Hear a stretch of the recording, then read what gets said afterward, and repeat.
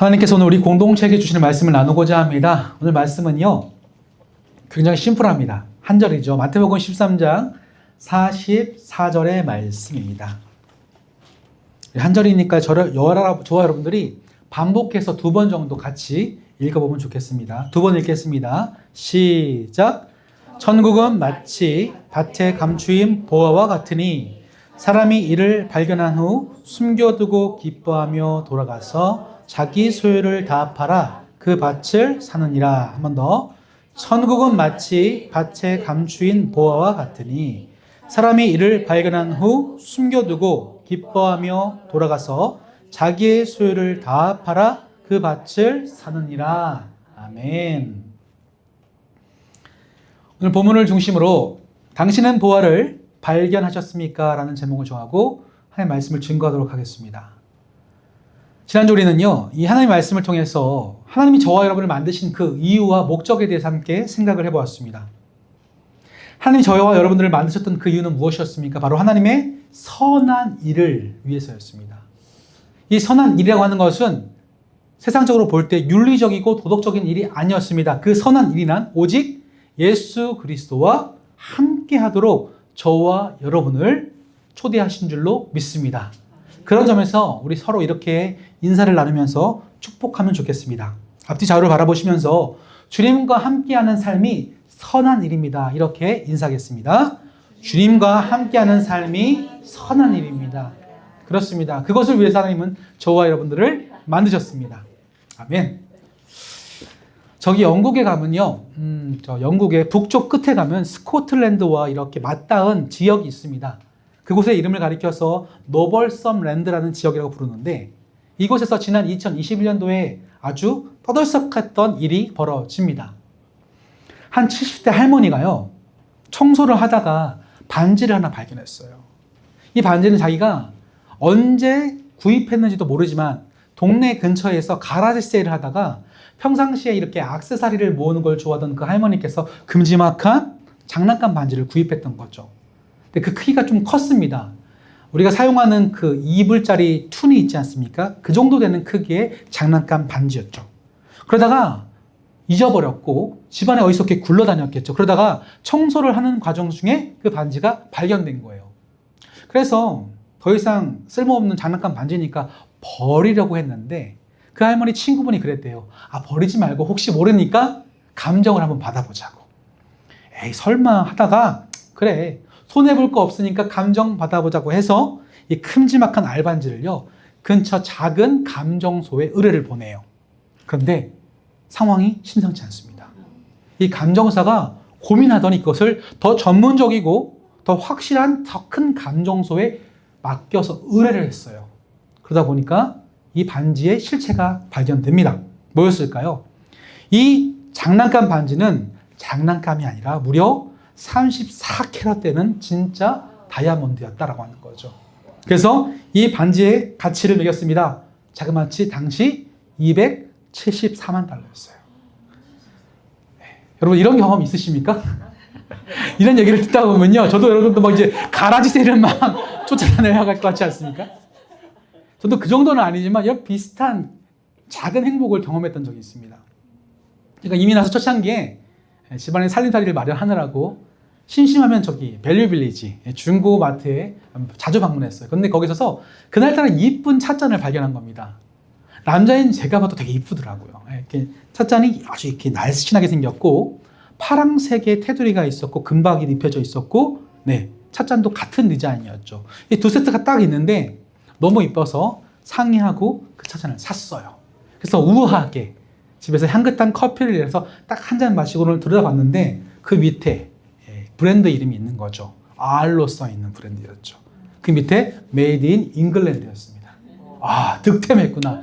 아시는 분은 아시겠지만 이게 하나당 싸게는 50불에서 100불 되는 그런 찻잔이에요. 그 두 세트를 10불에 샀더니 제가 얼마나 기뻤을까요? 그죠? 지금 집에도 있습니다. 방문하시면 보여드리도록 하겠습니다. 이렇게 우리는 작은 찻잔에도 기뻐할 수 있는데 오늘 이 70대 할머니는 얼마나 행복했을까요? 그죠?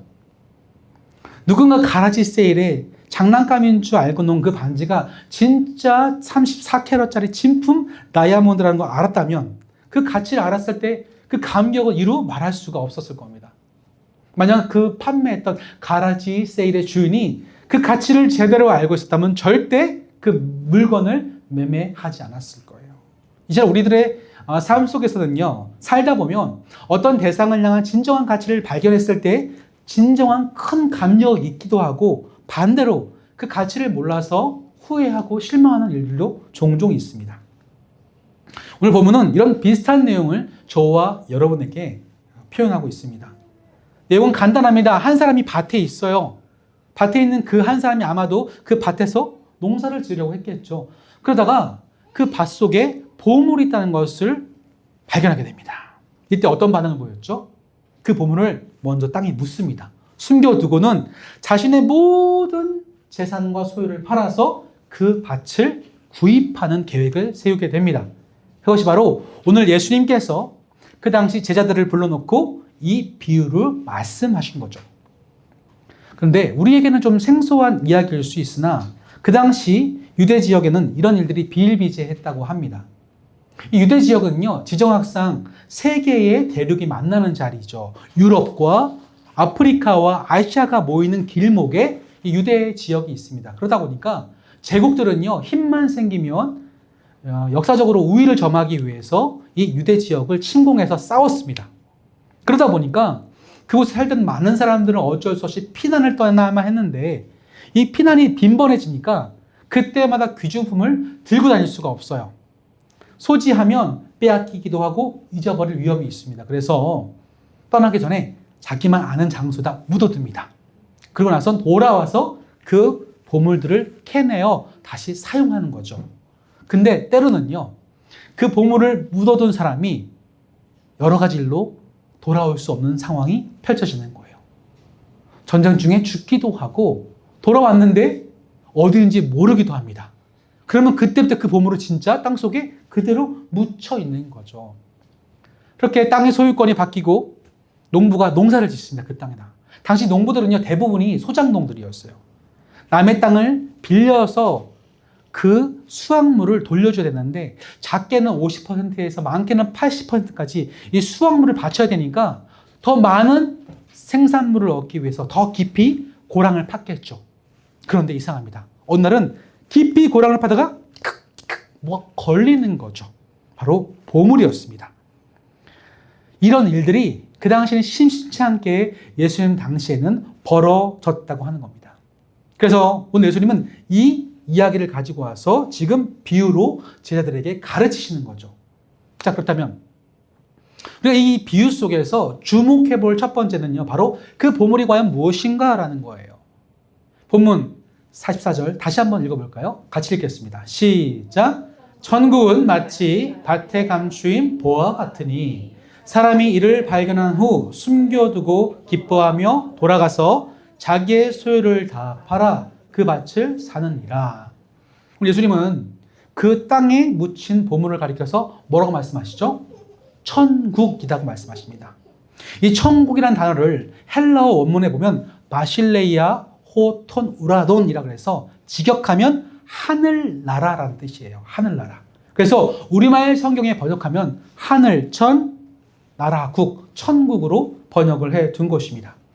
그런데요, 우리가 천국하면 흔히 우리 한국의 기독교는요, 이 천국을 앞으로 올, 죽어서 갈 곳, 미래적인 개념으로만 너무 가르쳤기 때문에 여기서 말하는 천국도 종말론적으로 앞으로 죽어서 갈 곳으로 보고 해석하려는 경향이 있습니다. 자, 그런 관점으로 본문을 보면요, 이런 식으로 본문을 해석하게 되죠. 농부가 밭을 가다가 보화를 발견했어요. 그러다가 그 보화를 발견해 놀라서 그 밭의 소유권을 사기 위해서 자신의 모든 것을 다 팔아버립니다. 그런 것처럼 우리도 우리 자신의 물질과 소유와 시간과 인간관계 모든 것을 다 동원해서 이 천국을 위해서 버릴 만한 가치가 있다. 이런 식으로 본문을 이해해 왔습니다. 그러다 보니 이 본문을 가장 좋아하는 무리가 있었어요. 누구일까요? 바로 이단들입니다. 이단들이요, 신자들의 주머니를 털기 위해서 이 본문을 참 많이 사용했습니다. 제대로 효과를 보았겠죠? 이 잘못된 종말론에 사로잡히면 그래 그렇구나 다 필요 없어 내가 가진 재산과 인간관계와 가족과 다 팽개치고 앞으로 이 말 죽어서 갈 저 천국을 위해서 모든 삶을 내팽개쳐버리는 거죠. 그럴 때 이런 성경 본문이 오남용되었습니다. 그런데 우리가 이미 함께 나누었듯이 천국은 앞으로 갈 곳일 뿐만 아니라 그렇게 미래적이지만 동시에 우리 천국은 현재적인 모습도 있습니다. 이 천국의 현재적인 모습은 누가복음 17장에 가장 잘 드러나는데요. 바로 바리새인들의 질문 때문이죠. 그들이 묻습니다. 예수님, 하나님 나라가 어디 있습니까? 예수님께서 답하시길 바로 너희 가운데 있다. among you, 너희 사이에 있다는 거죠. 바로 예수님이 너희 가운데 계셨는데 예수님이 계신 그곳이 바로 현재적인 천국이 될 수 있다 말씀하신 겁니다. 자, 그렇다면 왜 오늘 마태는요, 이 마태복음을 기록하면서 하나님 나라라고 하는 좋은 표현이 있음에도 불구하고 굳이 오해를 살 만한 하늘나라 이렇게 본문을 적어 두었을까요? 그것은 이 마태가 가지고 있는 이 마태복음을 적었을 때의 상황 때문입니다. 마태는요, 이 마태복음을 적으면서 타겟이 확실했어요. 바로 유대인이죠. 이 유대인들에게 너희들이 핍박한 그 예수가 메시아, 구약에서 말씀하는 그 메시아라는 것을 소개하기 위해서 그 누구보다 구약의 말씀을 많이 인용하면서 이 마태복음을 적어 나갔습니다. 그런데요, 이런 구약적 배경을 놓고 볼 때 유대인들은 이 하나님이라는 단어를 입에 올리는 것을 되게 조심스러워했습니다. 그것을 발음하다가 잘못 발음하면 그의 이름을 망령되이 일컫는 것이기 때문에요. 의도적으로 성경에 우리가 읽는 여호와라는 단어가 나오면 여호와라고 발음하지 않고 아도나이, 주님이라는 단어로 치환해서 발음할 정도였죠. 때문에 마태도 조심스러울 수밖에 없었어요. 이 하나님 나라라는 표현은 마태복음에 딱 4번 나옵니다. 나머지 전부는 하늘나라라고 표현한 거죠. 자, 이 점을 참고해 볼 때 마태의 이 마음 속에는 하늘나라든 하나님 나라든 상관없이 같은 것을 지칭한다고 우리는 볼 수 있습니다. 이렇게 마태가 하늘나라든 하나님 나라든 구분하지 않았듯이 우리가 오늘 본문을 읽을 때에도 앞으로 임할 미래적인 천국으로 바라보지 마시고 이미 임한 하나님 나라 천국으로 바라보시면서 본문을 해석하시면 훨씬 더 깊은 풍성한 의미를 깨닫게 되어집니다. 그런데 문제가 있습니다. 지금까지 한국교회가요, 이 하나님의 나라, 현재적으로 임한 하나님 나라, 이 보아와 같은 하나님의 나라에 대해서 제대로 가르치지 않았다고 하는 거죠. 그래서 많은 교회들이 교회 생활, 신앙 생활을 하면서도 이 천국을 경험하지 못하고 있습니다. 제가 어릴 적 다니던 이 한국의 모교는요, 작지만 강한 교회였어요. 1987년도에 창립했습니다. 그러니까 올해로 하면 38년, 39년 된 교회예요. 제가 어릴 적에는 저희 교회에 참 많은 청년들이 교회 규모에 비해서 참 많은 청년들이 있었습니다. 항상 교회에 젊은이들이 북적거렸죠. 그 중에서 많은 분들이요, 주의 종이 되었습니다. 목사가 되었고, 목사의 사모님이 되셨고요, 선교사님으로 헌신하셨습니다. 어느 한날은요, 이 많은 분들이 저희 교회에 모여서 홈커밍 데이를 한 적이 있어요. 한 30여 분 되더라고요. 참 많죠. 그런데 그 중에서 한 목사님께서, 저희 선배님이자 스승님께서 이런 좀 안타까운 이야기를 하시는 걸 제가 들었던 경험이 있습니다. 내가 어릴 적에 교회를 다니면서 하나님을 알아갔던 거 참 행복하고 좋은 기억이었지만 딱 한 가지 아쉬운 점을 꼽으라면 교회 안에서는 그토록 내가 좋은 그리스도인이었지만 밖에 나가서는 내가 그리스도인으로 어떻게 살아야 될지, 왜 공부를 열심히 해야 되는지, 사람들과 인간관계 속에서 어떤 존재가 되어야 할지는 내가 배우지 못해서인지 밖에서는 좋은 그리스도인으로 살아내지 못했던 것 같다 라고 하면서 안타까운 이 심정을 말씀한 적을 제가 들어본 기억이 있습니다. 여러분, 천국이 교회 안에만 있을까요? 물론 교회는요, 천국의 형상을 보여주는 공동체 맞습니다. 하지만 천국은요, 교회 안에뿐만 아니라 교회 밖에도 있습니다. 그런 점에서 오늘 본문에 나오는 이 밭이라는 표현은 교회가 아니라 이 세상 전부를 가리키는 거죠. 이 세상 속에 하나님의 나라가 숨겨져 있는 거죠. 예수님은요, 분명히 말씀하십니다. 역사의 전면에 나타나셔서 그의 공생의 사역을 시작하실 때 선포하신 말씀이 바로 이 말씀이에요. 마가복음 1장 15절 같이 읽도록 하겠습니다. 시작. 이르시되 때가 찼고 하나님의 나라가 가까이 왔으니 회개하고 복음을 믿으라 하시더라. 이것이 예수님의 첫 번째 선포의 말씀이었습니다. 하나님의 나라가 어떻게 했다? 가까이 왔다라는 거예요. 왔다. 자, 그렇다면 이게 예수님의 첫 번째 선포라고 하면 마지막 선포는 뭘까요? 예수님의 마지막 사역은요, 부활하신 이후에 40일 동안 오직 이것에만 집중하셨습니다. 이 말씀이 사도행전 1장 3절에 나오는데 같이 볼까요? 시작. 그가 고난 받으신 후에 또한 그들에게 확실한 많은 증거로 친히 살아계심을 나타내사 40일 동안 그들에게 보이시며 하나님 나라의 일을 말씀하시니라. 아멘. 부활하신 후에 40일은요, 예수님에게서 유언과도 같은 소중한 시간입니다. 가장 귀중한 마지막 시간이죠. 근데 이 모든 시간을 딱 한 가지로 채워가시죠. 바로 이 땅에 임한 하나님의 나라가 무엇인지 제자들에게 가르쳐 주셨다는 거예요. 그런데 안타깝게도 이렇게 예수님이 중요하게 생각하셨던 가장 큰 가치인 하나님의 나라가 이 한국 교회에는 무관심했습니다. 그래서 교회 안에는 우리가 천국을 맛보고 하나님 나라 백성으로 살아갔지만 교회 바깥에서는요, 세상과 다를 바 없는 구분되지 못하는 세상의 백성으로 살아갈 수밖에 없었던 거죠. 왜요? 그곳에 하나님의 나라가 없다고 생각했기 때문입니다.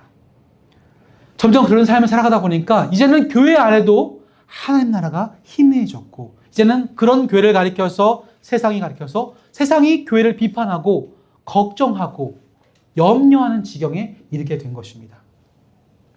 이것은요, 숫자가 증명합니다. 작년 2024년 통계에 따르면 기독교 인구를 가리켜서 826만 정도로 추산합니다. 그런데요, 이 826만 명이 앞으로 30년이 되어지는 2050년이 되면요, 바로 560만 명으로 떨어집니다. 300만 명 가량이 빠져요. 불과 30년 안짝이에요. 그런데 이 560만 명이라는 숫자도요, 그 속에 함정이 있습니다. 여러분, 이 560만 명이라는 기독교 숫자 속에는요, 이단도 다 포함된 숫자죠. 세상은요, 이 560만 명 속에 기독교 개신교와 이단을 구분하지 않습니다. 그냥 교회로 봐요. 그래서 수많은 이단도 이 숫자에 포함되어집니다. 게다가 또 다른 함정도 있습니다.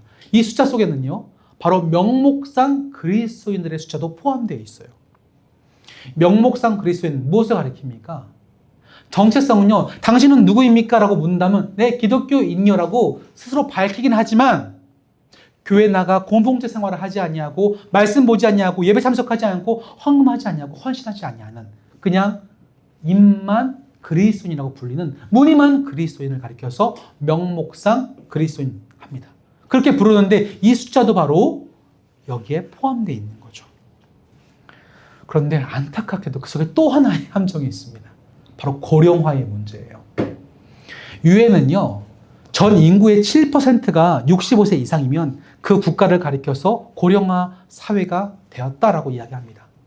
그런데 대한민국은 이 고령화가 몇 퍼센트일까요? 20%입니다. 벌써. 초고령화 사회에 들어갔습니다. 회복이 안 돼요, 이제는. 그런데 교회는 어떨까요? 교회의 고령화는 2050년이 되면요, 이 자료에 보면요, 6%, 3%가 교회의 노령화 인구라고 알려져 있습니다. 그런데 어떤 다른 통계에 따르면요, 절반 이상인 56%가 앞으로 교회 공동체 안에 65세 되는 분들이 차지하게 된다고 말하는 거죠. 한국도 초고령화 사회인데 교회는요, 도대체 뭐라고 표현해야 하겠습니까? 결국 이 숫자들은 이 땅에서 현재적으로 임한 하나님 나라를 깨닫지 못하고 하나님 나라 백성으로 살지 못했던 우리 그리스도인들이 보여주었던 열매의 결과입니다. 이 세상이라는 밭에 하나님 나라가 숨겨져 있는데 그것을 캐내어 제대로 활용하지 못한 우리 그리스도인들의 안타까운 현 주소라고 하는 거죠. 그런데 더 우리의 마음을 아프게 만드는 건, 더 안타까운 건 이 보물이 아무리 있다고 해도 그것을 바라보고 여전히 반응하지 않는 무관심한 사람들의 모습입니다. 제가 한번 예를 들어 보겠습니다. 제가 여러분들께 이렇게 얘기하는 거예요. 여러분, 저 집 뒷마당에 보물이 묻혀 있습니다. 여러분들은 아마 4명, 4가지로 반응하실 거예요. 어떤 분들은 목사님이 그럴 리가 없지. 거짓말 하면서 아무런 관심, 무관심한 분들이 계실 거예요. 그냥 듣고 흘리실 겁니다. 근데 두 번째, 어떤 분들은 그 중에서 호기심이 있어서 목사님 믿어볼만 한데 해서 저희 집에 오신 분들이 분명히 있을 거예요. 그래서 뒷마당을 어슬렁거리면서 근데 아무리 봐도 보물이 미칠 것은 아니야. 와보긴 했지만 그냥 돌아가시는 분들이 있을 겁니다. 이게 두 번째 분들이죠. 근데 그 중에 세 번째 분들은요. 그 중에서 믿음으로 땅을 파보는 분들이 있을 겁니다. 분명히. 파다가 어떤 분들은 어떻게 하죠? 그러면 그렇지. 무슨 보물이 하면서 그냥 몇 번 파다가 귀가하시는 분들이 있습니다. 근데 그 중에 정말 소수의 어떤 분들은 끝까지 파서 그 보물을 발견하고 꺼내시는 분들이 있을 거예요. 자, 그렇다면 여러분들 하나님 나라가 그런 보화라고 한다면 여러분은 그 중에서 몇 번이십니까? 몇 번이세요? 저는 최소한 1번은 아닐 거라고 확신합니다. 아멘. 1번은 아니시기 때문에 적어도 하나님 나라에 호기심은 있기 때문에 이곳에 앉아서 같이 말씀 나누고 하나님 나라를 논하고 꿈꾸지 않습니까? 그런데 저와 여러분은 실제적으로 보통은 2번 혹은 3번에서 멈춰버립니다. 왜요? 지금 삶에 만족하거든요. 밭에 감추인 보화를 캐내려면요. 캐낸 다음에 더 중요한 게 있죠. 그 소유권을 얻기 위해서 자신의 소유를 다 팔아 그 보화를 사는 것입니다. 그 밭을 사는 것입니다. 그것이 바로 진정한 4번의 삶을 살아가는 것일진데 우리는요. 그 보화의 가치를 알지 못하기 때문에 내 삶을 더욱더 소중하게 여기고 귀중하다고 여기기 때문에 소유를 팔지 않습니다. 여전히 그냥 그것에 만족하면서 교회를 어슬렁거리면서 적당히 안겨주는 안식과 평안에 만족하면서 여전히 그 밭을 갈며 살아가는 소장농의 삶을 유지하게 되는 거죠. 이런 측면은 오늘 우리가 읽었던 이 마태복음 13장 앞에 보시면요. 예수님 말씀하셨던 또 다른 비유에서 또다시 증명되고 있습니다. 앞에 보시면 예수님께서 씨앗의 비유를 하세요. 씨앗은 똑같습니다. 똑같은 상황에서 뿌려지는데 받아들이는 밭이 다른 상태죠. 그 중에 어떤 밭이 있었습니까? 씨를 뿌려져서 싹이 났는데 금방 말라 죽어요. 무엇에? 가시덤불에 뿌려졌기 때문입니다. 예수님은 이런 가시덤불을 가리켜서 세상의 염려와 재물의 유혹이라고 표현하셨습니다. 이런 세상의 두려움, 염려와 재물의 유혹에 우리가 하나님 나라를 꽃피우지 못하고 말라 죽게 되는 것이 3번 상태에 머무는 것이 현재 많은 교인들의 모습이라고 하는 거죠. 이런 3번의 삶을 살아가다 보면 우리는 하나님 나라를 들었지만 하나님 나라를 부분적으로 경험을 했지만 그걸 차지하고 소유할 열심은 내지 못합니다. 왜요? 이것을 차지할 수고보다 이 하나님 나라의 가치가 작고 보잘것없이 여겨지기 때문입니다. 하지만 분명 그 가치를 아는 사람은 오늘 농부와 같이 이렇게 반응합니다. 다시 한번 본문 44절 같이 읽겠습니다. 시작. 천국은 마치 밭에 감추인 보화 같으니 사람이 이를 발견한 후 숨겨두고 기뻐하며 돌아가서 자기의 소유를 다 팔아 그 밭을 사느니라. 네.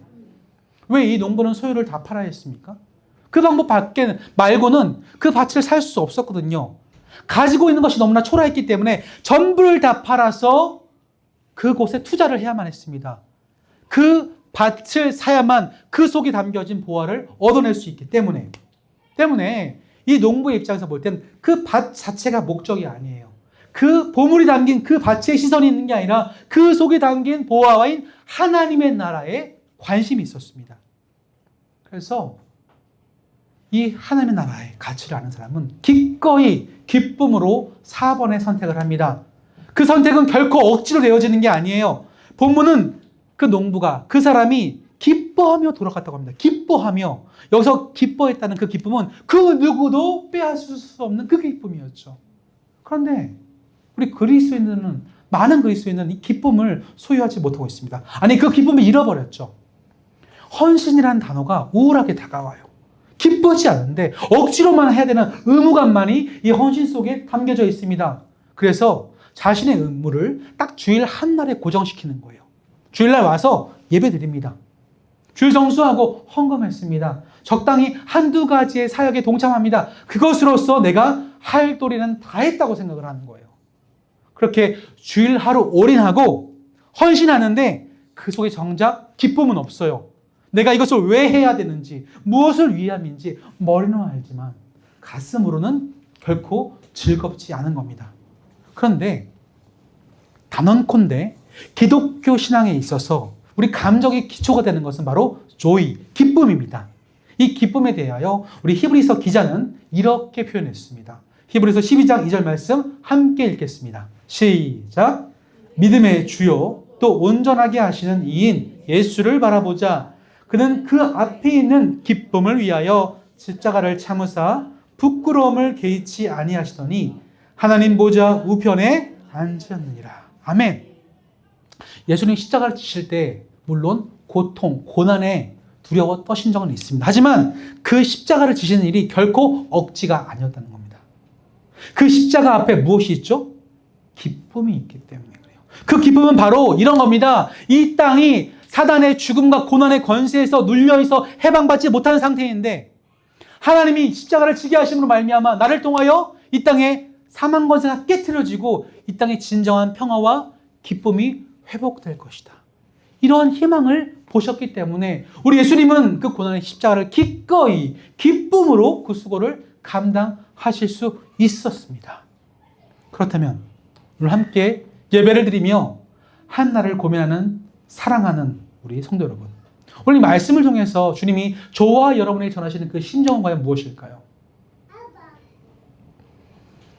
저도 솔직히 고백드리자면 저는 개척교회가 되고 싶지 않았습니다. 제 안에는요 이런 생각이 자리하고 있었어요. 개척은 능력이 부족한 목사들이나 어쩔 수 없이 등 떠밀려서 하는 것이 개척이다라는 생각이 제 안에 깊숙이 깔려 있습니다. 압니다. 잘못된 생각이죠. 그죠? 근데 그럼에도 불구하고 저도 모르는 사이에 그런 생각이 제 마음속 깊은 곳에 자리하고 있었고 때문에 저는 절대로 개척은 원치 않았었습니다. 근데 그런 저를 하나님께서 두드리시더라고요. 개척을 준비하면서 두 분의 목사님을 통해서 이렇게 말씀하셨습니다. 한 분의 목사님을 통해서는 이 땅에 교회가 세워지는 게 얼마나 하나님이 기뻐하시는 것인지 그 기쁨에 대해서 제게 말씀해 주셨고 또 한 분의 목사님을 통해서는요. 이 교회를 세워나가는 것이 비록 쉽지는 않지만 얼마나 행복한 일인지를 물심양면으로 마음으로 위로해 주시고 격려해 주시고 위로해 주셨습니다. 응원해 주셨습니다. 그런데 전 그럼에도 불구하고 개척하는 게 부끄럽게 여겨졌습니다. 제가 여전히 실패한 것처럼 여겨지고 잘못해서 뭔가 하나님께 실수해서 여기까지 오게 되었나라고 하는 생각을 제가 떨쳐버릴 수가 없었습니다. 근데 제게 하나님은 또다시 얼마 전에 제게 이렇게 말씀하셨습니다.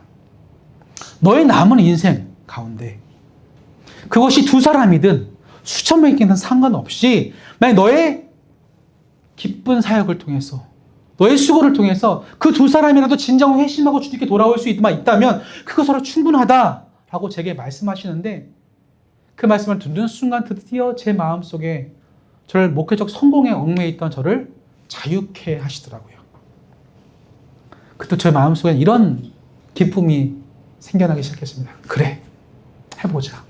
내가 몇 명이든 상관없이 예수님께서 이 땅 가운데 함께 하시고 그 예수님을 통해서 하나님이 이 땅을 다스리고 계시다는 이 영역 속으로 누군가를 초대할 수만 있다면 하나님이 찾으시는 사람을 이곳으로 인도할 수만 있다면 됐다. 내가 그것을 하자. 그것이면 됐다라고 하는 선명한 저의 부르심을 향한 목표가 제 안에 생겼습니다.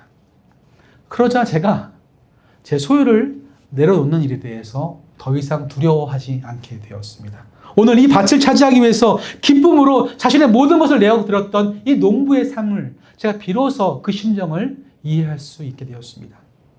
오늘 주님은요, 그 기쁨으로 여러분들을 초대하고 계십니다.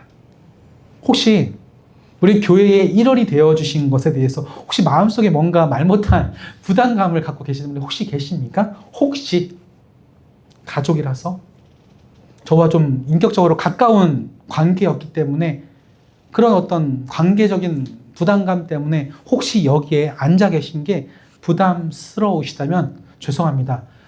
쉬셔도 됩니다. 쉬십시오. 하나님 나라는 결코 억지로 이루어질 수 없습니다. 그 하나님의 나라는 그 보화의 가치를 아는 자들만이 기꺼이 자신을 내어놓는 그 아름다운 섬김, 기쁨 섬김을 통하여 세워져 가는 것이기 때문에 그렇죠. 하지만 그럼에도 불구하고 저와의 인간적인 정 때문에 정 떠나실 수 없다면 함께 이 하나님의 나라를 함께 좀 배워가는 시간을 가졌으면 좋겠습니다. 그럼 하나님 나라가 무엇일까요? 물론 이 짧은 시간에 제가 그 위대하시고 거대한 통합적인 그 하나님 나라를 다 설명드릴 수는 없지만 저에게 그 하나님의 나라를 한마디로 요약해 보러 간다면 그 하나님의 나라는 회복이라는 단어로 좀 표현하고 싶어요. 하나님이 이 땅을 정말 사랑하셔서 독생자 예수 그리스도를 주신 이유는 이 땅을 사랑하셔서 회복시키기 위함이었습니다.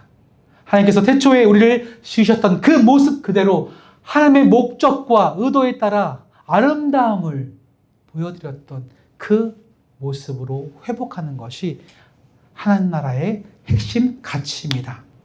여전히 이 세상은요, 고난과 죽음이라는 큰 강력한 무기를 가지고 이 땅은 사탄이 지배하고 있는 형국입니다. 그 권세에 눌려 있죠. 하지만 그 권세가 영원할 수 없었습니다. 우리 구주 예수 그리스도를 통하여 그 권세를 깨뜨리셨습니다. 이미 승리한 싸움입니다. 그러나 여전히 우리는 이 땅에 살아가면서 먹고 마시는 고난의 두려움에 사로잡힐 때가 많습니다. 그래서 매일 염려하고 걱정합니다. 그러다 보면 우리 삶이 자꾸만 하나님의 나라가 아니라 이 밭 자체에 고정되어 버리는 거죠. 그래서 우리는 성경의 말씀보다 주님을 향한 그 심정보다 우리 통장에 찍히는 그 숫자에 자꾸만 연연하게 되어지는 겁니다. 하지만 복음으로 우리의 눈이 떠지게 되어지면 우리는 이미 임한 이 땅에 하나님 나라를 보게 되어집니다.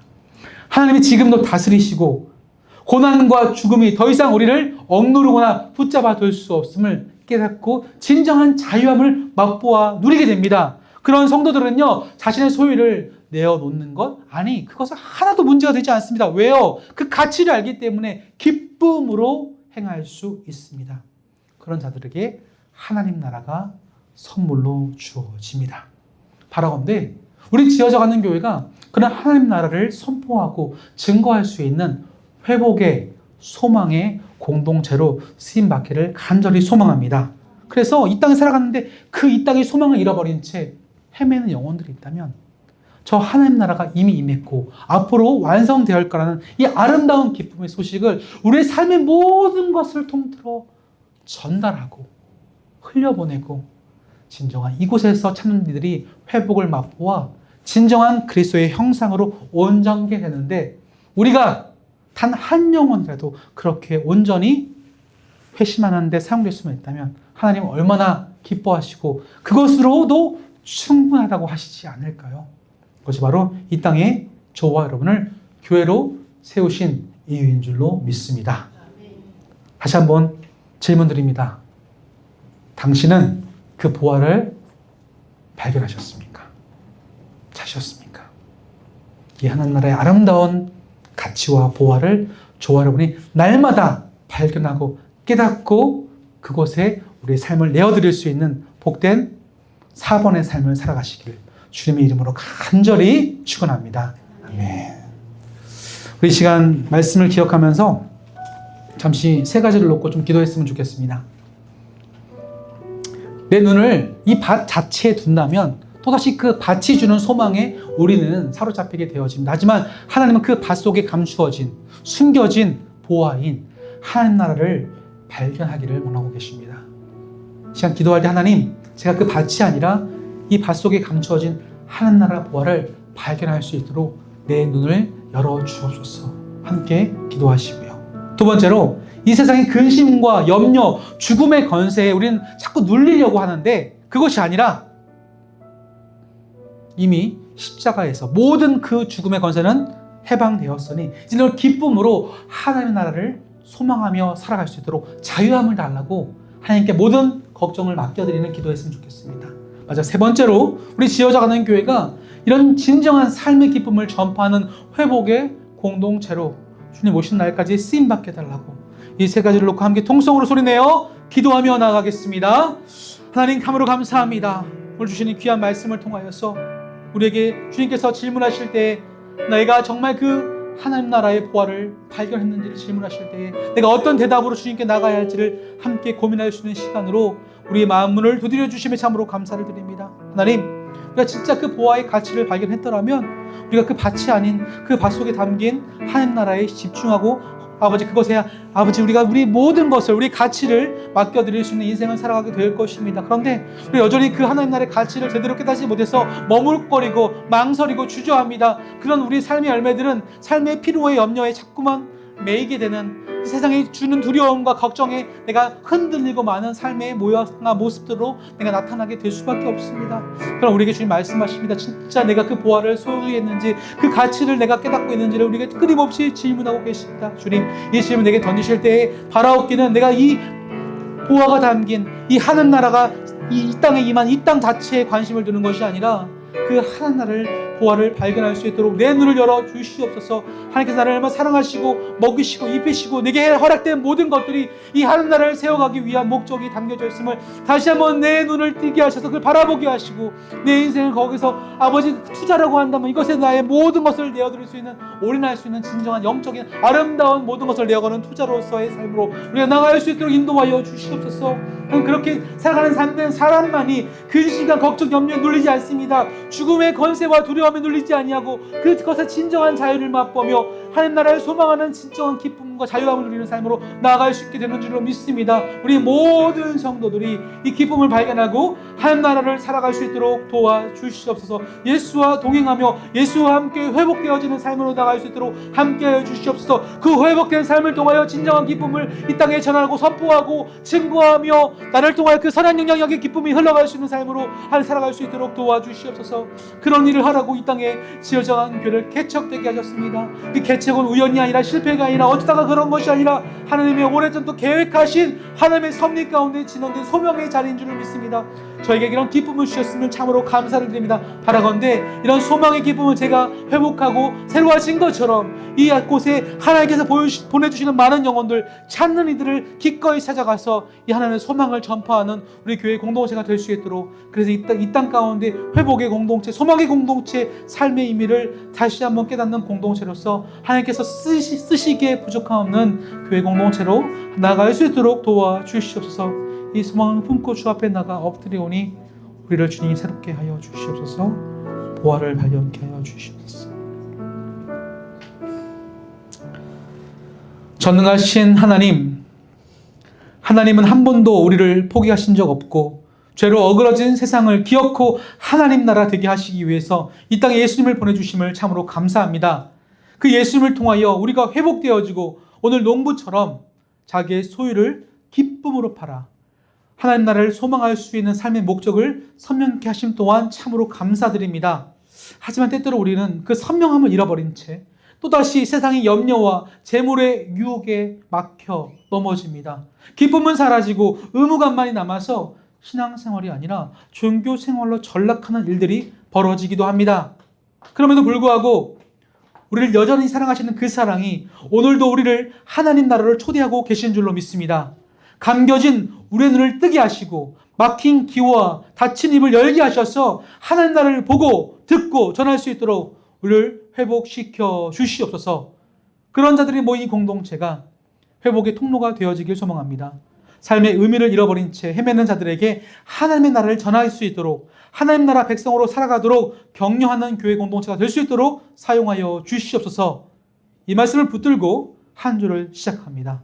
주어진 삶의 자리에서 세상이 줄 수 없는 평안과 세상이 빼앗을 수 없는 기쁨이 그 자리에 가득하도록 성령 하나님 지켜 주옵소서. 이 모든 간구 하나님 나라의 시작과 끝이 되어주시는 우리 구주 예수 그리스도 이름으로 기도드립니다. 아멘.